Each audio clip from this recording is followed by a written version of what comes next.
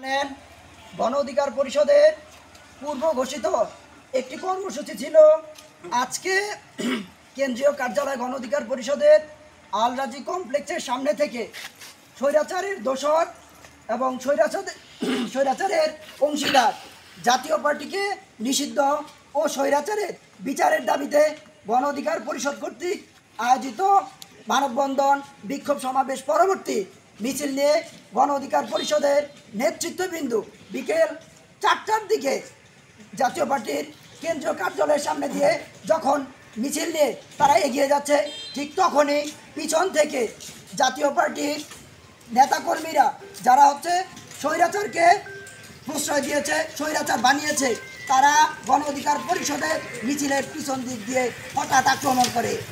এতে গণ অধিকার পরিষদের অনেক নেতাকর্মী আহত হয়।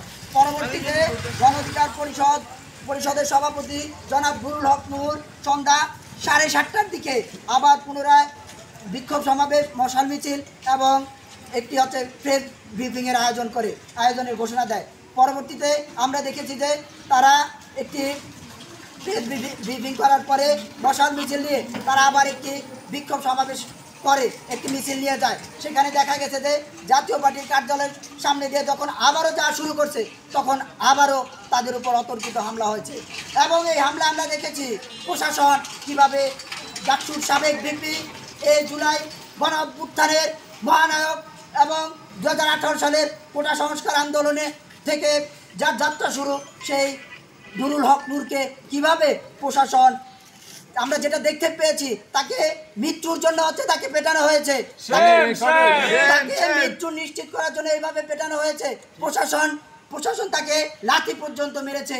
এটা কিভাবে সম্ভব? নতুন বাংলাদেশে আমরা খুবই লজ্জিত এবং হতবাক হই এই সরকারের দিকে তাকিয়ে। আমরা আজকে থেকে বলতে চাই, আর যখন আমরা দেখেছি যে গোপালগঞ্জে তাও বিপ্লবীদের উপর যখন হামলা হয়, তখন প্রশাসন কি করেছিল? তখন ওই প্রশাসন কেন ওই সন্ত্রাসীদের উপর অ্যাকশন নিতে পারে নাই?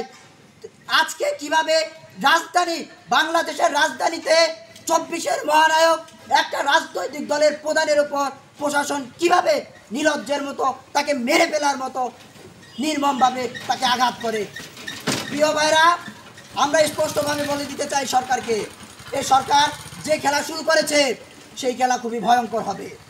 সেই খেলা ভয়ঙ্কর হবে, কিন্তু এই খেলায় বাংলাদেশের জনগণ আবার জয়ী হবে এবং বাংলাদেশের সরকার, এই জনগণের সরকার পুনঃপ্রতিষ্ঠিত হবে।